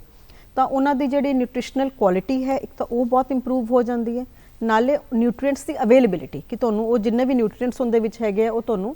ਈਜ਼ੀਲੀ ਤੁਹਾਡਾ ਸਰੀਰ ਜਜ਼ਬ ਕਰ ਪਾਏਗਾ ਜੀ। ਔਰ ਤੀਸਰੀ ਚੀਜ਼ ਇੱਕ ਇਹ ਵੀ ਹੈ ਕਿ ਜਦੋਂ ਫਰਮੈਂਟਡ ਫੂਡਸ ਦੀ ਆਪਾਂ ਗੱਲ ਕਰਦੇ ਹਾਂ ਤਾਂ ਜਿਵੇਂ ਮੈਂ ਤੁਹਾਨੂੰ ਪਹਿਲਾਂ ਹੀ ਕਿਹਾ ਸੀ ਵੀ ਸਾਡੀ 70% ਇਮਿਊਨਿਟੀ ਸਾਡੇ ਜਿਹੜੇ ਆਂਤੜੀਆਂ ਦੇ ਅੱਛੇ ਵਾਲੇ ਕੀਟਾਣੂ ਬੈਕਟੀਰੀਆ ਨੇ ਉਹ ਕੰਟਰੋਲ ਕਰਦੇ ਨੇ, ਤੇ ਜਿਹੜੇ ਕੀਟਾਣੂ ਦੇ ਲਵ ਦਿਸ ਫਰਮੈਂਟਡ ਫੂਡ ਜੀ। ਤੇ ਇਹ ਮਤਲਬ ਉਹਨਾਂ ਦੀ ਸਿਹਤ ਲਈ ਬੈਕਟੀਰੀਆਜ਼ ਨੂੰ ਅਲਾਈਵ ਰੱਖਣ ਲਈ ਜਾਂ ਸਹੀ ਮਾਤਰਾ ਵਿੱਚ ਜਿੱਥੇ ਉਹਨਾਂ ਨੂੰ ਹੋਣਾ ਚਾਹੀਦਾ ਹੈ ਤੇ ਉਹ ਰੱਖਣ ਲਈ ਫਰਮੈਂਟਡ ਫੂਡਸ ਦਾ ਇੱਕ ਬਹੁਤ ਵੱਡਾ ਰੋਲ ਹੈ। ਤੇ ਇਸ ਤਰ੍ਹਾਂ ਜੋ ਇੱਕ ਰਾਈਟ ਕੁਕਿੰਗ ਆਪਾਂ ਜੇ ਮਿਲਟਸ ਦੀ ਕਰੀਏ ਤਾਂ ਇਹ ਆਪਾਂ ਨੂੰ ਮਤਲਬ ਬਹੁਤ ਹੀ ਫਾਇਦਾ ਉਠਾ ਦੇ ਸਕਦੇ ਮਤਲਬ ਇਮਿਊਨਿਟੀ ਸਿਸਟਮ ਦੇ ਲਈ ਤੇ ਸਾਡੇ ਡਾਈਜੈਸਟਿਵ ਸਿਸਟਮ ਦੇ ਲਈ ਬਹੁਤ ਹੀ ਜ਼ਿਆਦਾ ਫਾਇਦੇਮੰਦ ਹੈ ਨਾ। ਇਸ ਦੇ ਨਾਲ ਤੁਸੀਂ ਪਹਿਲਾਂ ਕਿਹਾ ਸੀਗਾ ਕਿ ਹਰ ਕੋਈ ਇਸ ਨੂੰ ਖਾ ਸਕਦਾ ਹੈ, ਹਰ ਇੱਕ ਏਜ ਉਮਰ ਦਾ, ਪਰ ਮੈਂ ਸੁਣਿਆ ਕਿ ਇਹਦੀ ਰੋਟੀ ਜਿਹੜੀ ਨਾ ਬੜੀ ਹਾਰਡ ਹੁੰਦੀ ਹੈ, ਮਤਲਬ ਤੂੰ ਖਾਣੀ ਬੜੀ ਮੁਸ਼ਕਿਲ ਹੈ, ਤੇ ਬਜ਼ੁਰਗ ਕਿਸ ਤਰੀਕੇ ਦੇ ਨਾਲ ਇਸ ਨੂੰ ਲੈ ਸਕਦੇ ਨੇ? ਦੇਖੋ ਇੱਕ ਤਾਂ ਪਹਿਲਾਂ ਰੋਟੀ ਦੇ ਹਾਰਡ ਹੋਣ ਦੀ ਮੈਂ ਤੁਹਾਨੂੰ ਗੱਲ ਕਰਦੀ ਹਾਂ, ਜਿਵੇਂ ਮੈਂ ਤੁਹਾਨੂੰ ਕਿਹਾ ਸੀ ਕਿ ਇੱਕ ਰਾਈਟ ਟਾਈਪ ਆਫ ਕੁਕਿੰਗ ਹਰ ਇੱਕ ਚੀਜ਼ ਲਈ ਜ਼ਰੂਰਤ ਹੁੰਦੀ ਹੈ, ਠੀਕ ਹੈ ਨਾ। ਹੁਣ ਚਾਵਲ ਨੂੰ ਜੇ ਤੁਸੀਂ ਪਾਣੀ ਜ਼ਿਆਦਾ ਪਾ ਦਿੰਦੇ ਹੋ ਤਾਂ ਚਿਪਚਿਪੇ ਹੋ ਜਾਂਦੇ ਆ, ਜੋ ਦੇਖਣ 'ਚ ਵੀ ਅੱਛਾ ਨਹੀਂ ਲੱਗਦੇ, ਖਾਣ 'ਚ ਵੀ ਸਵਾਦ ਨਹੀਂ ਲੱਗਦੇ, ਠੀਕ ਹੈ। ਡਬਲ ਅਮਾਊਂਟ ਆਫ ਪਾਣੀ ਜਿਵੇਂ ਪਾਣਾ ਹੈ ਤਾਂ ਉਸੇ ਤਰ੍ਹਾਂ ਬਣਾਉਣਾ ਹੈ। ਉਸੇ ਤਰ੍ਹਾਂ ਚਪਾਤੀ ਲਈ ਵੀ ਹੈ। ਇਹਦੇ 'ਚ ਜਿਵੇਂ ਮੈਂ ਤੁਹਾਨੂੰ ਦੱਸਿਆ ਕਿ ਇੱਕ ਤਾਂ ਇਹਨਾਂ ਨੂੰ ਸੋਕਿੰਗ ਚਾਹੀਦੀ ਹੈ, ਠੀਕ ਹੈ। ਹੁਣ ਆਟਾ ਤਾਂ ਆਪਾਂ ਸਿੱਧਾ ਜੇ ਚਪਾਤੀ ਬਣਾ ਰਹੇ ਹਾਂ ਤੁਸੀਂ ਆਟੇ ਤੋਂ ਬਣਾਓਗੇ ਤਾਂ ਇਹਦੇ ਵਿੱਚ ਇੱਕ ਤਰੀਕਾ ਹੈ ਕਿ ਜੇ ਮਿਲਟਸ ਦੇ ਆਟੇ ਨੂੰ ਥੋੜਾ ਗਰਮ ਪਾਣੀ ਨਾਲ ਗੁੰਨਿਆ ਜਾਏ ਤੇ ਇੱਕਦਮ ਨਾ ਬਣਾਇਆ ਜਾਏ। ਇਹ ਨਹੀਂ ਕਿ ਹੁਣੇ ਤੁਸੀਂ ਮਿਲਟਸ ਦਾ ਆਟਾ ਗੁੰਨਿਆ ਤੇ ਨਾਲ ਦੀ ਨਾਲ ਤੁਸੀਂ ਤਵੇ ਤੇ ਰੋਟੀ ਪਾ ਦਿੱਤੀ। ਇਹਨਾਂ ਨੂੰ ਥੋੜੀ ਦੇਰ ਰਵਾ ਹੋਣ ਦਾ, ਜਿਵੇਂ ਤਾਂ ਕਿਉਂਕਿ ਇਹ ਮਿਲਟਸ ਪਾਣੀ ਐਬਜ਼ੌਰਬ ਕਰਦੇ ਨੇ, ਠੀਕ ਹੈ। ਤੁਸੀਂ ਆਟਾ ਗੁੰਨ ਕੇ ਰੱਖੋ ਕੋਸੇ ਪਾਣੀ ਦੇ ਨਾਲ ਤੇ ਉਹਨੂੰ ਥੋੜੀ ਦੇਰ ਪਿਆ ਰਹਿਣ ਦਿਓ। ਉਸ ਤੋਂ ਬਾਅਦ ਫਿਰ ਦੁਬਾਰਾ ਥੋੜਾ ਹੋਰ ਪਾਣੀ ਪਾ ਕੇ ਉਹਨੂੰ ਚੰਗੀ ਤਰ੍ਹਾਂ ਗੁੰਨੋ ਤਾਂ ਉਹ ਆਟਾ ਤੁਹਾਡਾ ਬਿਲਕੁਲ ਮੁਲਾਇਮ ਬਣੇਗਾ ਤੇ ਫਿਰ ਫਰੈਸ਼ ਰੋਟੀ ਬਣਾ ਕੇ ਖਾਈ ਜਾਏ ਤਾਂ ਉਹ ਡੈਫੀਨਿਟਲੀ ਸੌਫਟਰ ਹੁੰਦੀ ਹੈ, ਮਤਲਬ ਤਕਰੀਬਨ ਕਣਕ ਦੇ ਕਾਫੀ ਕਲੋਜ਼ ਬਣ ਜਾਂਦੀ ਹੈ। ਇਟਸ ਜਸਟ ਕਿ ਥੋੜੀ ਪ੍ਰੈਕਟਿਸ ਕਰਨ ਦੀ ਜ਼ਰੂਰਤ ਹੈ। ਹਾਂਜੀ। ਔਰ ਇੱਕ ਇਸ ਤੋਂ ਇਲਾਵਾ ਇਹ ਹੈ ਕਿ ਜੇ ਚਪਾਤੀ ਆਪਾਂ ਨਹੀਂ ਵੀ ਦੇਣਾ ਚਾਹੁੰਦੇ ਬਜ਼ੁਰਗਾਂ ਨੂੰ ਤਾਂ ਜਿਵੇਂ ਮੈਂ ਦੱਸਿਆ ਕਿ ਆਪਾਂ ਟੈਕਸਚਰ ਬੇਸਿਕਲੀ ਚੇਂਜ ਕਰਨਾ ਹੈ। ਤੁਸੀਂ ਦੇਖੋ ਇਹਦਾ ਦਲੀਆ ਬਣਾ ਸਕਦੇ ਹੋ, ਤੁਸੀਂ ਇਹਨੂੰ ਦੁੱਧ 'ਚ ਪਾ ਕੇ ਦਲੀਆ ਬਣਾ ਸਕਦੇ ਹੋ। ਜਿਹੜੇ ਡਾਇਬੀਟਿਕ ਨਹੀਂ ਉਹਨਾਂ ਨੂੰ ਗੁੜ ਦੇ ਵਿੱਚ, ਜਾਂ ਮੈਂ ਪਰਸਨਲੀ ਟੇਸਟ ਕੀਤਾ ਹੋਇਆ ਜਿਹੜਾ ਗੰਨੇ ਦੇ ਜੂਸ ਦੇ ਵਿੱਚ ਬਣਿਆ ਹੋਇਆ ਦਲੀਆ, ਤੇ ਉਹ ਖਾਣ ਵਿੱਚ ਵੀ ਬਹੁਤ ਅੱਛਾ ਹੈ ਤੇ ਜੇ ਡਾਇਬੀਟੀਜ਼ ਨਾ ਹੋਏ ਤਾਂ ਸਿਹਤਮੰਦ ਵੀ ਹੈ ਨਾ। ਤੇ ਇਸੇ ਤਰ੍ਹਾਂ ਤੁਸੀਂ ਇਹਨੂੰ ਸਿੰਪਲ ਨਮਕੀਨ ਖਿਚੜੀ ਵਾਂਗੂ ਬਣਾ ਸਕਦੇ ਹੋ, ਦਾਲ ਦੇ ਨਾਲ ਕੰਬਾਈਨ ਕਰਕੇ ਬਣਾ ਸਕਦੇ ਹੋ। ਤੁਸੀਂ ਇਹਨੂੰ ਪੂੜੇ ਵਾਂਗੂ ਬਣਾ ਸਕਦੇ ਹੋ, ਪੂੜਾ ਤਾਂ ਬਹੁਤ ਹੀ ਸੌਫਟ ਹੁੰਦਾ ਤਾਂ ਕਿਸੇ ਵੀ ਫਾਰਮ 'ਚ ਬੇਸਿਕਲੀ ਤੁਸੀਂ ਸਿਰਫ ਟੈਕਸਚਰ ਚੇਂਜ ਕਰੋ ਤਾਂ ਸਾਡੇ ਬਜ਼ੁਰਗ ਵੀ ਖਾ ਸਕਦੇ ਨੇ। ਤੇ ਇੱਕ ਇਹਦੇ ਵਿੱਚ ਮੈਂ ਸਪੈਸੀਫਿਕਲੀ ਮੈਂਸ਼ਨ ਕਰਨਾ ਚਾਹਾਂਗੀ ਵਰਡ ਅੰਬਲੀ, ਠੀਕ ਹੈ। ਉਹਦੀ ਬਹੁਤ ਜ਼ਿਆਦਾ ਪ੍ਰੋਸੈਸ ਸ਼ਾਇਦ ਇੱਥੇ ਮੇਰੇ ਲਈ ਪੋਸੀਬਲ ਨਹੀਂ ਹੋਗਾ ਸਮਝਾਉਣਾ, ਪਰ ਉਹ ਇੱਕ ਫਰਮੈਂਟਡ ਪ੍ਰੋਡਕਟ ਹੈ ਕਿ ਜਦੋਂ ਅਸੀਂ ਇਹਨਾਂ ਨੂੰ ਮਿਲਟਸ ਨੂੰ ਭਿਉਂ ਕੇ ਰੱਖਦੇ ਹਾਂ ਤੇ ਕੁੱਕ ਕਰਕੇ ਉਸ ਤੋਂ ਬਾਅਦ ਇਹਨੂੰ ਮਿੱਟੀ ਦੇ ਬਰਤਨ 'ਚ ਰੱਖ ਕੇ ਇਹਦੇ 'ਚ ਅਸੀਂ ਬੈਕਟੀਰੀਆ ਗਰੋ ਫਰਮੈਂਟ ਕਰਦੇ ਹਾਂ, ਬੇਸਿਕਲੀ ਖਮੀਰ ਉਠਾਉਂਦੇ ਹਾਂ। ਖਮੀਰ ਤਾਂ ਉਹ ਅੰਬਲੀ ਮਤਲਬ ਉਹਦੇ ਵਿੱਚ ਇੰਨੇ ਕੁ ਅੱਛੇ ਬੈਕਟੀਰੀਆ ਉਹਦੇ 'ਚ ਪ੍ਰੋਡਿਊਸ ਹੁੰਦੇ ਨੇ ਤੇ ਉਹਨੂੰ ਤੁਸੀਂ ਕਿਸੇ ਵੀ ਫਾਰਮ ਵਿੱਚ ਹੀਟ ਨਹੀਂ ਕਰਨਾ ਚਾਹੀਦਾ ਕਿਉਂਕਿ ਉਹਦੇ 'ਚ ਬੈਕਟੀਰੀਆ ਗਰੋ ਹੋ ਚੁੱਕੇ ਨੇ ਤੇ ਤੁਸੀਂ ਉਹੀ ਬੈਕਟੀਰੀਆ ਆਪਣੇ ਉਹਨਾਂ ਦੇ ਫਾਇਦੇ ਲਈ ਖਾਣਾ ਚਾਹ ਰਹੇ ਹੋ। ਕੁਕਿੰਗ ਤੇ ਬੈਕਟੀਰੀਆ ਖਤਮ ਹੋ ਸਕਦੇ ਨੇ ਤੇ ਜੇ ਉਹਨੂੰ ਕੋਲਡ ਫਾਰਮ ਵਿੱਚ ਯੂਜ਼ ਕੀਤਾ ਜਾਏ, ਜਿਵੇਂ ਦਲੀਏ ਦੀ ਫਾਰਮ ਵਿੱਚ, ਕੁਝ ਲੋਕ ਜਿਵੇਂ ਦੁੱਧ ਨਹੀਂ ਟੋਲਰੇਟ ਕਰ ਸਕਦੇ ਨਾ, ਲੈਕਟੋਜ਼ ਇੰਟੋਲਰੈਂਸ ਬਹੁਤ ਜ਼ਿਆਦਾ ਹੈ, ਤੇ ਤੁਸੀਂ ਅੰਬਲੀ ਥੋੜੀ ਜਿਹੀ ਅੰਬਲੀ ਲਓ, ਵਿੱਚ ਪਾਣੀ ਪਾਓ ਤੇ ਫਰੂਟ ਪਾਓ ਤੇ ਉਹਨੂੰ ਮਿਕਸੀ 'ਚ ਬਲੈਂਡ ਕਰਕੇ ਸ਼ੇਕ ਬਣਾਓ। ਤੁਸੀਂ बनाना शेक मिल्क शेक सब भुल जाओगे ਤਾਂ ਮਤਲਬ ਔਰ ਨਿਊਟ੍ਰੀਸ਼ਨ ਦੇ ਨਿਊਟ੍ਰੀਸ਼ਨ ਠੀਕ ਹੈ ਨਾ ਤਾਂ ਇਹ ਚੀਜ਼ਾਂ ਹੈਗੀਆਂ ਜਿਵੇਂ ਥੋੜਾ ਜਿਹਾ ਮਤਲਬ ਇੰਟਰਨੈਟ ਵੀ ਹੈਲਪ ਕਰ ਸਕਦਾ ਇਸ ਦੇ ਵਿੱਚ ਜੇ ਅੰਬਲੀ ਵਰਡ ਕੋਈ ਗੂਗਲ ਕਰੇਗਾ ਤਾਂ ਉਹਨਾਂ ਨੂੰ ਇਹਦੀ ਸਹੀ ਰੈਸਿਪੀਜ਼ ਪਤਾ ਲੱਗ ਜਾਣਗੀਆਂ ਤੇ ਕਿਸ ਤਰ੍ਹਾਂ ਇਹਨੂੰ ਯੂਜ਼ ਕੀਤਾ ਜਾ ਸਕਦਾ ਹੈ ਮਤਲਬ ਅੰਬਲੀ ਨੂੰ ਤੁਸੀਂ ਰॉ ਵੀ ਖਾ ਸਕਦੇ ਹੋ ਕਿਉਂਕਿ ਪ੍ਰੀ ਕੁਕਡ ਹੈਗਾ ਤੇ ਇਹਨੂੰ ਤੁਸੀਂ ਐਨਜੀ ਫਰੂਟ ਦੇ ਨਾਲ ਅੰਬਲੀ ਖਾਓ ਸ਼ੇਕਸ ਬਣਾਓ ਕਿਸੇ ਵੀ ਤਰ੍ਹਾਂ ਮਤਲਬ you can consume it salad the farm ਵਿੱਚ ਜਾਂ ਕਿ ਜੀ ਤੇ ਫਿਟਨੈਸ ਵੱਲ ਤਾਂ ਅੱਜ ਕੱਲ੍ਹ ਸਾਡੇ ਨੌਜਵਾਨ ਕੁਝ ਜ਼ਿਆਦਾ ਹੀ ਨੇ ਜਿਮ ਜਾਂਦੇ ਨੇ ਸਾਰਾ ਕੁਝ ਕਰਦੇ ਨਾ ਸੋ ਮੈਨੂੰ ਲੱਗਦਾ ਉਹਨਾਂ ਲਈ ਵੀ ਸਭ ਤੋਂ ਜ਼ਿਆਦਾ ਬੈਨੀਫੀਸ਼ੀਅਲ ਆਈ ਹੋਏਗਾ ਕਿਉਂਕਿ ਉਹ ਜ਼ਿਆਦਾ ਇਸ ਤਰੀਕੇ ਦੀ ਡਾਈਟ ਨੂੰ ਸ਼ਾਮਿਲ ਕਰਦੇ ਆ ਦੇਖੋ ਕਿਉਂਕਿ ਇਹਨਾਂ 'ਚ ਨਿਊਟ੍ਰੀਐਂਟਸ ਦੇਖੋ ਜੋ ਫਿਟਨੈਸ ਵਾਲੇ ਜਾਂ ਜਿਮ ਗੋਅਰਸ ਨੇ ਕਿਉਂਕਿ ਉਹ ਐਕਸਰਸਾਈਜ਼ ਕਰਦੇ ਨੇ ਤਾਂ ਜਿਹੜੇ ਵੀ ਆਪਾਂ ਮਿਨਰਲਸ ਜਾਂ ਵਿਟਾਮਿਨਸ ਦੀ ਰਿਕੁਆਇਰਮੈਂਟ ਪ੍ਰੋਟੀਨਸ ਦੀ ਉਹਨਾਂ ਦੀ ਜ਼ਿਆਦਾ ਹੁੰਦੀ ਹੈ ਠੀਕ ਹੈ ਤਾਂ ਉਹਦੇ ਵਿੱਚ ਖਾਤਾ ਆਪਾਂ ਇੱਕ ਲਿਮਿਟ ਤੇ ਕਰ ਹੀ ਸਕਦੇ ਆ ਨਾ ਤੇ ਜੇ ਉਦੋਂ ਆਪਾਂ ਨਿਊਟ੍ਰੀਐਂਟ ਡੈਂਸ ਫੂਡਸ ਯਾਨੀ ਕਿ ਜਿੰਦੇ ਵਿੱਚ ਥੋੜੀ ਸੇਮ ਕੁਆਂਟੀਟੀ ਵਿੱਚ ਨਿਊਟ੍ਰੀਐਂਟਸ ਵਿਟਾਮਿਨ ਮਿਨਰਲਸ ਜ਼ਿਆਦਾ ਹੋਣ ਜੇ ਆਪਾਂ ਉਹ ਖਾਈਏ ਤਾਂ ਡੈਫੀਨਿਟਲੀ ਆਪਾਂ ਆਪਣੇ ਬਾਡੀ ਦੇ ਰਿਕੁਆਇਰਮੈਂਟਸ ਪੂਰੀਆਂ ਕਰ ਸਕਾਂਗੇ ਤਾਂ ਇਸ ਲਈ ਜੋ ਵੀ ਫਿਟਨੈਸ ਐਂਥੂਸੀਆਸਟ ਨੇ ਜਾਂ ਜੋ ਐਕਸਰਸਾਈਜ਼ ਵਿੱਚ ਰੂਟੀਨ ਵਿੱਚ ਐਕਸਰਸਾਈਜ਼ ਕਰਦੇ ਨੇ ਜਿਨ੍ਹਾਂ ਦੀ ਸਰੀਰ ਦੀ ਰਿਕੁਆਇਰਮੈਂਟਸ ਜ਼ਿਆਦਾ ਨੇ ਉਹ ਅਗਰ ਇਹ ਖਾਣਗੇ ਤਾਂ ਉਹਨਾਂ ਨੂੰ ਡੈਫੀਨਿਟਲੀ ਬਹੁਤ ਫਾਇਦਾ ਹੋਏਗਾ ਕਿ ਆਪਾਂ ਮੋਟੇ ਅਨਾਜ ਨੂੰ ਪੂਰਨ ਤਰੀਕੇ ਦੇ ਨਾਲ ਸੰਤੁਲਿਤ ਭੋਜਨ ਬਣ ਸਕਦੇ ਹਾਂ ਦੇਖੋ ਇਹ ਸੰਤੁਲਿਤ ਭੋਜਨ ਨਹੀਂ ਹੈ ਪਰ ਇੱਕ ਸੰਤੁਲਿਤ ਅਨਾਜ ਕਿਹਾ ਜਾ ਸਕਦਾ ਹੈ ਇਹਨਾਂ ਨੂੰ ਇਹ ਅਨਾਜ ਦਾ ਸਬਸਟੀਟਿਊਟ ਨੇ ਜਦੋਂ ਸੰਤੁਲਿਤ ਭੋਜਨ ਵਰਡ ਅਸੀਂ ਯੂਜ਼ ਕਰਦੇ ਹਾਂ ਤਾਂ ਉਹਦੇ ਵਿੱਚ ਕਈ ਚੀਜ਼ਾਂ ਆਉਂਦੀਆਂ ਕਿਸੇ ਵੀ ਖੁਰਾਕ ਨੂੰ ਸੰਤੁਲਿਤ ਹੋਣ ਲਈ ਉਹਦੇ ਵਿੱਚ ਅਨਾਜ ਵੀ ਹੋਣੇ ਚਾਹੀਦੇ ਉਹਦੇ ਵਿੱਚ ਦਾਲਾਂ ਹੋਣੀਆਂ ਚਾਹੀਦੀਆਂ ਉਹਦੇ ਵਿੱਚ ਦੁੱਧ ਜਾਂ ਦਹੀਂ ਮਤਲਬ ਦੁੱਧ ਦੇ ਕੋਈ ਵੀ ਪ੍ਰੋਡਕਟਸ ਹੋਣੇ ਚਾਹੀਦੇ ਨੇ ਫਲ ਸਬਜ਼ੀ ਫੈਟਸ ਸ਼ੂਗਰ ਇਹ ਸਾਰਾ ਕੁਝ ਜਦੋਂ ਇੱਕ ਕੰਬੀਨੇਸ਼ਨ ਵਿੱਚ ਹੁੰਦਾ ਤਾਂ ਅਸੀਂ ਖੁਰਾਕ ਨੂੰ ਸੰਤੁਲਿਤ ਕਹਿੰਦੇ ਆ ਤੇ ਇੱਥੇ ਜਦੋਂ ਆਪਾਂ ਅਨਾਜ ਦੀ ਗੱਲ ਕਰ ਰਹੇ ਹਾਂ ਤਾਂ ਜਿਹੜੇ ਮੋਟੇ ਅਨਾਜ ਜਾਂ ਮਿਲਟਸ ਜਾਂ ਮੂਲ ਅਨਾਜ ਨੇ ਇਹ ਸਬਸਟੀਟਿਊਟ ਨੇ ਅਨਾਜ ਦਾ ਜੀ ਦਾਲਾਂ ਦਾ ਸਬਸਟੀਟਿਊਟ ਨਹੀਂ ਹੈਗੇ ਫਲਾਂ ਦਾ ਜਾਂ ਸਬਜ਼ੀਆਂ ਦਾ ਸਬਸਟੀਟਿਊਟ ਨਹੀਂ ਹੈਗੇ ਜੀ ਇਹ ਧਿਆਨ ਜ਼ਰੂਰ ਰੱਖਣ ਦੀ ਚੀਜ਼ ਹੈ ਜ਼ਰੂਰੀ ਕਿ ਇਹਨੂੰ ਕੰਪਲੀਟ ਮੀਲ ਸਮਝ ਕੇ ਸਿਰਫ ਇਹੋ ਹੀ ਖਾਈ ਜਾਈਏ ਉਹ ਵੀ ਮੈਂ ਰეკਮੈਂਡ ਨਹੀਂ ਕਰਦੀ ਤੇ ਕੁੱਟੂ ਤੇ ਚੁਲਾਈ ਵੀ ਮੈਂ ਸੁਣੇ ਨੇ ਕਿ ਇਹ ਵੀ ਮਿਲਟ ਦੀ ਫਾਰਮ ਦੇ ਵਿੱਚ ਆਉਂਦੇ ਨੇ ਨਹੀਂ ਕੁੱਟੂ ਐਂਡ ਚੁਲਾਈ ਜਿਹੜੇ ਹੈਗੇ ਨੇ ਇਹਨਾਂ ਨੂੰ ਮਿਲਟਸ ਨਹੀਂ ਕਹਿੰਦੇ ਠੀਕ ਹੈ ਅਸੀਂ ਇੰਗਲਿਸ਼ ਚ ਇੱਕ ਵਰਡ ਸੂਡੋ ਸੀਰੀਅਲ ਯੂਜ਼ ਕਰਦੇ ਹਾਂ ਯਾਨੀ ਕਿ ਇਹ ਅਨਾਜ ਨਹੀਂ ਹੈਗੇ ਪਰ ਇਹਨਾਂ ਨੂੰ ਅਨਾਜ ਦੀ ਤਰ੍ਹਾਂ ਵਰਤਿਆ ਜਾਂਦਾ ਹੈ ਜਿਵੇਂ ਤੁਸੀਂ ਹੁਣ ਉਹ ਕਿਹਾ ਸੀ ਮੈਨੂੰ ਚੁਲਾਈ ਦੇਖੋ ਚੁਲਾਈ ਇੱਕ ਤਾਂ ਇਹਨੂੰ ਸਾਗ ਦੀ ਤਰ੍ਹਾਂ ਜਦੋਂ ਗਰੋ ਹੁੰਦਾ ਸਾਗ ਦੀ ਤਰ੍ਹਾਂ ਯੂਜ਼ ਕਰਦੇ ਹੀ ਹਾਂ ਪਰ ਜੇ ਤੁਹਾਨੂੰ ਪਤਾ ਹੋਏ ਤਾਂ ਨਵਰਾਤਰਿਆਂ ਵਿੱਚ ਚੁਲਾਈ ਬਹੁਤ ਵਰਤੀ ਜਾਂਦੀ ਹੈ ਜਿਹੜੇ ਸੀਲ ਦੇ ਲੱਡੂ ਤੁਸੀਂ ਕਹਿੰਦੇ ਹੋ ਉਹ ਚੁਲਾਈ ਹੁੰਦੀ ਹੈ ਭੁੰਨੀ ਹੋਈ ਚੁਲਾਈ ਪੌਪ ਚੁਲਾਈ ਤਾਂ ਇਹ ਜਿਹੜੀ ਹੈ ਚੁਲਾਈ ਹੋਈ ਜਾਂ ਕੁੱਟੂ ਦਾ ਆਟਾ ਹੋਇਆ ਇਹ ਅਨਾਜ ਨਹੀਂ ਹੈਗੇ ਪਰ ਅਸੀਂ ਇਹਨਾਂ ਨੂੰ ਅਨਾਜ ਦੀ ਜਗ੍ਹਾ ਵਰਤਦੇ ਹਾਂ ਤੇ ਇਹ ਦੋਨੋਂ ਬਹੁਤ ਹੀ ਨਿਊਟ੍ਰੀਸ਼ੀਅਸ ਹੈ ਕੁੱਟੂ ਦਾ ਆਟਾ ਵੀ ਯੂਜ਼ ਕਰਨਾ ਚਾਹੀਦਾ ਪਰ ਮੈਂ ਜ਼ਿਆਦਾ ਐਮਫੈਸਿਸ ਇਹਦੇ ਤੇ ਚੁਲਾਈ ਤੇ ਦੇਣਾ ਚਾਹਾਂਗੀ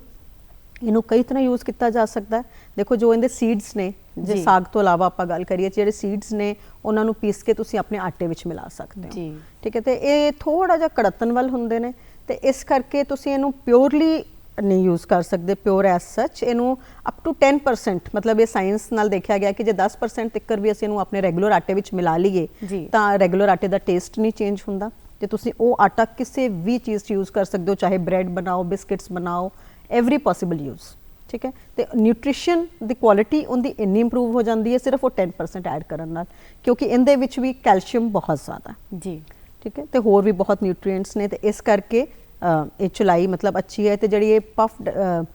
ਐਮਰੈਂਥ ਜਾਂ ਚੁਲਾਈ ਜਿਹੜੀ ਸੀਲ ਦੇ ਲੱਡੂ ਹੈ ਨਾ ਤੇ ਉਹ ਹੁਣ ਫਿੱਕੀ ਵੀ ਮਿਲਦੀ ਹੈ ਤਾਂ ਇਹ ਨਹੀਂ ਹੈਗਾ ਕਿ ਹੁਣ ਡਾਇਬੀਟਿਕਸ ਕੈਨ ਵੀ ਕਿਉਂਕਿ ਲੱਡੂ ਮਿਲਦੇ ਆ ਤੇ ਅਸੀਂ ਕਿਵੇਂ ਖਾਈਏ ਉਹ ਜਿਹੜੀ ਪੌਪਡ ਚੁਲਾਈ ਹੈਗੀ ਉਹ ਫਿੱਕੀ ਮਿਲਦੀ ਹੈ ਉਹਨੂੰ ਤੁਸੀਂ ਦੁੱਧ ਦੇ ਵਿੱਚ ਇਨਸਟੈਂਟ ਦਲੀਏ ਵਾਂਗੂ ਬਣ ਜਾਂਦੀ ਹੈ ਐਂਡ ਉਹ ਬਹੁਤ ਸਵਾਦ ਜੀ ਮਤਲਬ ਆਮ ਯੈਟ ਟੂ ਮੇਰੇ ਹਿਸਾਬ ਨਾਲ ਕੋਈ ਉਹਨੂੰ ਇਹ ਨਹੀਂ ਕਹਿ ਸਕਦਾ ਕਿ ਸਾਨੂੰ ਸਵਾਦ ਨਹੀਂ ਲੱਗੇ ਹਾਂ ਠੰਡੇ ਦੁੱਧ ਵਿੱਚ ਪਾਓ ਗਰਮ ਚ ਪਾਓ ਇਹਨੂੰ ਲੱਸੀ ਦੇ ਨਾਲ ਯੂਜ਼ ਕਰੋ ਜਾਂ ਬਾਕੀ ਇਹ ਹਾਊਸ ਵਾਈਫ ਤੇ ਡਿਪੈਂਡ ਕਰਦਾ ਹੈ ਕਿਉਂਕਿ ਕਿਸੇ ਵੀ ਚੀਜ਼ ਦਾ ਮੈਂ ਤਾਂ ਨਮਕੀਨ ਵੀ ਬਣਾ ਗਿਆ ਹੋਇਆ ਕਿ ਬਜਾਏ ਮੈਂ ਚਿੜਵਾ ਜਾਂ ਤਲੇ ਹੋਈਆਂ ਹੋਰ ਚੀਜ਼ਾਂ ਲਵਾਂ ਮੈਂ ਇਹ ਪਫਡ ਐਮਰੈਂਥ ਲਿੱਤਾ ਸੀਲ ਜਿਹੜੀ ਫਿੱਕੀ ਸੀਲ ਤੇ ਇਹਨੂੰ ਹਲਕਾ ਜਿਹਾ ਵਿੱਚ ਹਲਕਾ ਜਿਹਾ ਨਮਕ ਤੇ ਉਹ ਪਾ ਕੇ ਇਹਨੂੰ ਨਮਕੀਨ ਭੁਜੀਏ ਦਾ ਸਬਸਟੀਟਿਊਟ ਬਣਾਇਆ ਤੇ ਇਟਸ ਮਚ ਮੋਰ ਹੈਲਦੀ ਤੇ ਇਸ ਲਈ ਜਿਹੜੇ ਹੈਗੇ ਇਹ ਬਹੁਤ ਯੂਜ਼ ਕਰਨੇ ਚਾਹੀਦੇ ਆ ਤੇ ਇਵਨ ਇਹ ਜਿਹੜੇ ਸੀਲ ਦੇ ਲੱਡੂ ਆ ਸ਼ਾਇਦ ਇਸੇ ਕਰਕੇ ਹੈਲਦੀ ਹੋਣ ਕਰਕੇ ਇਹ ਸਾਡੇ ਵਰਤ ਖਾਏ ਵੀ ਜਾਂਦੇ ਨੇ ਕਿਉਂਕਿ ਭੁੱਖ ਲੱਗ ਜਾਂਦੀ ਹੈ ਸੋ ਭੁੱਖ ਨੂੰ ਥੋੜਾ ਕੰਟਰੋਲ ਕਰਦੇ ਨਾਲੇ ਭੁੱਖ ਨੂੰ ਕੰਟਰੋਲ ਕਰਦੇ ਨਾਲੇ ਦੇਖੋ ਵਰਤ ਵਿੱਚ ਜਿਵੇਂ ਨਵਰਾਤਰੇ ਵਗੈਰਾ 7-8 ਦਿਨ ਲੋਕ ਖਾਣਾ ਨਹੀਂ ਖਾ ਰਹੇ ਜਾਂ ਬਹੁਤ ਲਿਮਿਟਿਡ ਖਾ ਰਹੇ ਨੇ ਤਾਂ ਇਹ ਸੀਲ ਦੇ ਲੱਡੂ ਤੇ ਇਹ ਚੀਜ਼ਾਂ ਖਾਣ ਨਾਲ ਉਹਨਾਂ ਦੀ ਸਾਰੀ ਰਿਕੁਆਇਰਮੈਂਟਸ ਪੂਰੀਆਂ ਹੋ ਰਹੀਆਂ ਸਰੀਰ ਦੀਆਂ ਮਾਰਕੀਟਸ ਦੇ ਵਿੱਚ ਨਾ ਬਹੁਤ ਅਲੱਗ-ਅਲੱਗ ਤਰ੍ਹਾਂ ਦੇ ਮਲਟੀਗ੍ਰੇਨ ਆਟੇ ਵੀ ਮਿਲਦੇ ਨੇ ਕਿ ਮਲਟੀਗ੍ਰੇਨ ਆਟਾ ਜਿਹੜਾ ਮਾਰਕੀਟ ਦੇ ਵਿੱਚ ਮਿਲਦਾ ਉਹ ਜ਼ਿਆਦਾ ਵਧੀਆ ਹੈ ਜਾਂ ਫਿਰ ਆਪਣੇ ਘਰੋਂ ਆਪਾਂ ਪਿਸਵਾਈਏ ਕਿ ਉਹ ਜ਼ਿਆਦਾ ਵਧੀਆ? ਦੇਖੋ, ਮੈਂ ਬਾਜ਼ਾਰ ਤੋਂ ਮਲਟੀਗ੍ਰੇਨ ਖਰੀਦਣ ਦੇ ਹੱਕ 'ਚ ਨਹੀਂ ਹੈਗੀ। ਉਹਦਾ ਕਾਰਨ ਇਹ ਹੈ ਕਿ ਇੱਕ ਤਾਂ ਸਾਨੂੰ ਇਹ ਨਹੀਂ ਪਤਾ ਕਿ ਉਹਦੇ ਵਿੱਚ ਕੀ ਮਿਲਾਇਆ ਗਿਆ ਜੀ, ਠੀਕ ਹੈ। ਚਲੋ ਉਹ ਵੀ ਜੇ ਪਤਾ ਲੱਗ ਗਿਆ ਵੀ ਲੇਬਲਿੰਗ ਹੋਈ ਹੈ, ਲਿਖਿਆ ਹੋਇਆ ਹੈ, ਐਗਜ਼ੈਕਟਲੀ ਕਿੰਨਾ ਮਿਲਾਇਆ ਗਿਆ ਇਹ ਲੇਬਲਿੰਗ ਬਹੁਤ ਘੱਟ ਹੁੰਦੀ ਹੈ ਜੀ, ਠੀਕ ਹੈ। ਔਰ ਜੇ ਉਹ ਵੀ ਹੋਏ ਤਾਂ ਯੂਜੂਅਲੀ ਤੁਸੀਂ ਜਿੰਨੇ ਵੀ ਮਲਟੀਗ੍ਰੇਨ ਆਟੇ ਬਾਜ਼ਾਰ 'ਚ ਦੇਖਦੇ ਹੋ, ਮੈਂ ਨਾਮ ਨਹੀਂ ਲੈਣਾ ਚਾਹੁੰਦੀ, ਜੀ, ਉਹਨਾਂ ਵਿੱਚ ਮਲਟੀਗ੍ਰੇਨ ਸਿਰਫ 10% ਹੁੰਦਾ, ਜੀ, 90% ਕੰਸਨਟ੍ਰੇਸ਼ਨ ਵੀਟ ਦੀ ਹੈ ਜੀ, ਠੀਕ ਹੈ। ਤੇ this is not what we are looking at. ਜੀ, ਅਸੀਂ ਚਾਹੁੰਦੇ ਹਾਂ ਕਿ ਅਸੀਂ ਜਿਹੜੇ ਮਲਟੀਗ੍ਰੇਨਸ ਜਾਂ ਦੂਸਰੇ ਗ੍ਰੇਨਸ ਨੇ ਉਹ ਜ਼ਿਆਦਾ ਕੁਆਂਟੀਟੀ ਵਿੱਚ ਯੂਜ਼ ਕਰੀਏ ਜੀ, ਐਜ਼ ਕੰਪੇਅਰ ਟੂ ਵੀਟ।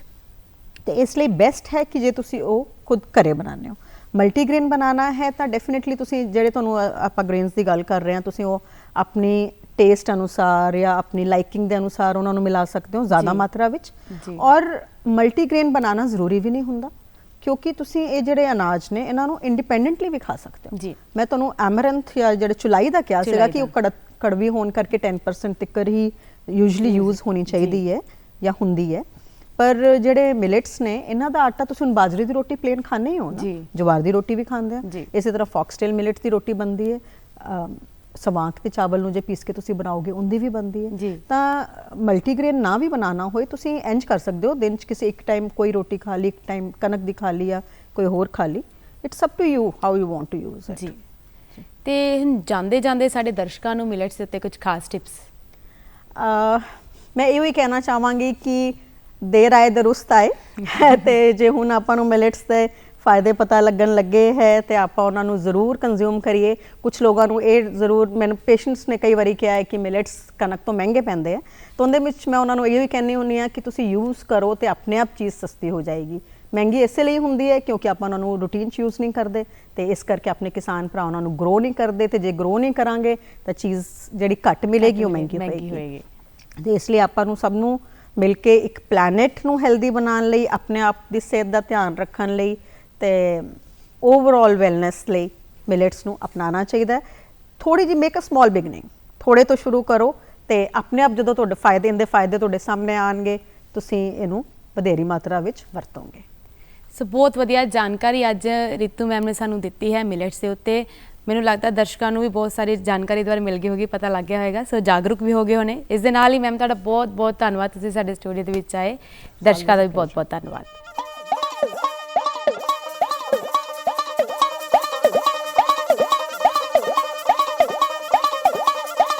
ਸੋਹਣੇ ਦੇਸ਼ ਪੰਜਾਬ ਮੇਰੇ ਦੀ ਕੀ ਮੈਂ ਸਿਫਤ ਸੁਣਾਵਾਂ, ਵਗਦੇ 5 ਦਰਿਆ